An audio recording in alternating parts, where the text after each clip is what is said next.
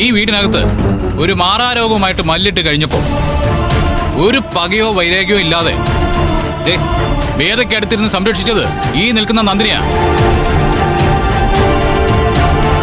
നിന്റെ ജീവിതത്തിൽ ഒരു പകർച്ചവ്യാധി തൊട്ടടുത്ത ഒരാൾക്ക് വന്നാൽ അയാളുടെ അടുത്ത് പോവോ നീ? അയാളെ പരിചരിക്കോ നീ? കൂടെ ഇരിക്കുകയോ കിടന്നുറങ്ങുകയോ ചെയ്യോ നീ? ഇല്ലല്ലോ. ആ പിന്നെ വേണമെങ്കിൽ നിനക്ക് പറയാം, കുറച്ച് ഇംഗ്ലീഷും സംസാരിച്ച് നിന്നെപ്പോലെ നന്ദിനി ഡ്രസ്സ് ചെയ്യുന്നില്ല എന്ന്. പക്ഷെ നീ ഈ കിട്ടുന്ന വേഷത്തേക്കാൾ എത്രയോ മനോഹരമാണ് എന്റെ നന്ദിനിയുടെ ഡ്രസ്സ്. എടി, പെണ്ണായാൽ ആണിനെ അമ്പരിപ്പിക്കാൻ മാത്രം നോക്കരുത്. നീ ഇപ്പൊ അതാണ് ചെയ്തുകൊണ്ടിരിക്കുന്നത്. ഇതാ ഞാൻ വരുന്നു, എന്നെ കണ്ടോളൂ ലോകമേ എന്നെല്ലാവരോടും വിളിച്ചു പറയാ. എടി, മറിച്ച് അന്തസ്സുള്ള പെണ്ണ് വരുന്നതും പോകുന്നതും മറ്റാരും അറിയില്ല. പക്ഷേ തിരിച്ചു പോകുന്നതിനിടയിൽ കണ്ടു നിൽക്കുന്നവരുടെ മനസ്സിൽ അവളൊരു ഓളം ഉണ്ടാക്കിയിട്ട് പോകും. അതാടി ഞാൻ നന്ദിനിയിൽ കണ്ട യോഗ്യത.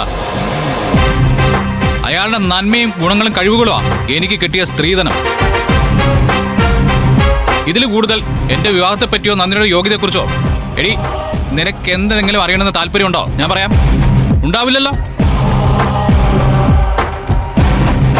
നന്ദിനി വാ.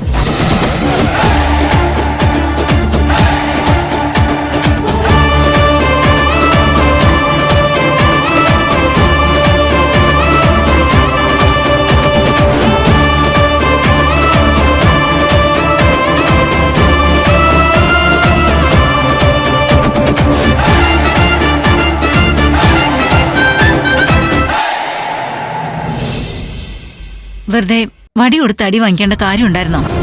ഒന്ന് മിണ്ടാതിരിക്കുന്നുണ്ടോ? അരുതാ, നീ വെറുതെ സൂര്യ പ്രവോക്ക് ചെയ്തതാ. No doubt. മോളെ, നീ അവനോട് ചോദിച്ചാൽ ഒരു വാക്ക് പോലും തെറ്റില്ല. പക്ഷേ അവൻ ഇതുപോലെ കുറെ ന്യായങ്ങളൊക്കെ കണ്ടെത്തി വെച്ചിട്ടുണ്ട്, ചോദിക്കുന്നവരെ തോൽപ്പിക്കാൻ. അത്രയേ ഉള്ളൂ. മോളെ, അങ്കിള് പറഞ്ഞാൽ നിനക്ക് ഇഷ്ടാവില്ല എന്ന് എനിക്കറിയാം. പക്ഷേ സൂര്യ എനിക്ക് നന്നായിട്ട് അറിയാവുന്നതുകൊണ്ടാ. മോളവനോടുള്ള പെരുമാറ്റം കുറച്ച് ശ്രദ്ധിക്കണം.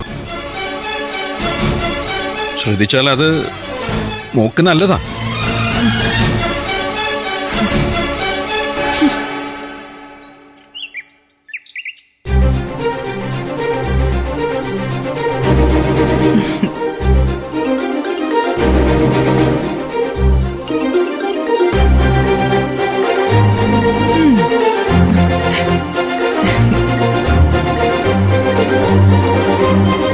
എന്താണ് മോളെ, ഒരുപാട് നേരമായല്ലോ കണ്ണാടി നോക്കി നിൽക്കാൻ തുടങ്ങിയിട്ട്. ചേച്ചി, ഞാനേ എന്റെ മുടി കുറച്ച് കട്ട് ചെയ്താലോ? കട്ട് ചെയ്യാൻ പറഞ്ഞോ? ആര്? രഞ്ജിത്ത്. അതെന്തിനാ രഞ്ജിത്ത് പറയുന്നേ? വേണ്ട, ഒന്നും അറിയാത്തതുപോലെ ഒന്നും സംസാരിക്കണ്ട. ഞാൻ ചില മാറ്റങ്ങളൊക്കെ നിന്നിൽ കാണുന്നുണ്ട്. എന്തു മാറ്റം? ചുമ്മാ ഇരു ചേച്ചി. അതെ, നിനക്ക് ശരിക്കും രഞ്ജിത്തിനെ ഇഷ്ടപ്പെട്ടോ? പറടി, അമ്മ നിർബന്ധിക്കുന്നത് കാരണമാണോ അതോ ശരിക്കും നിനക്ക് ഇഷ്ടം തോന്നിയോ?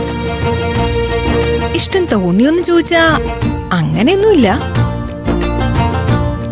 പിന്നെ 2-3 മാസം ഇവിടെ ഉണ്ട്, അതിനുള്ളിൽ അടുത്ത് ഇടപഴകട്ടെ എന്നല്ലേ എല്ലാരും കൂടി പറഞ്ഞിരിക്കുന്നെ.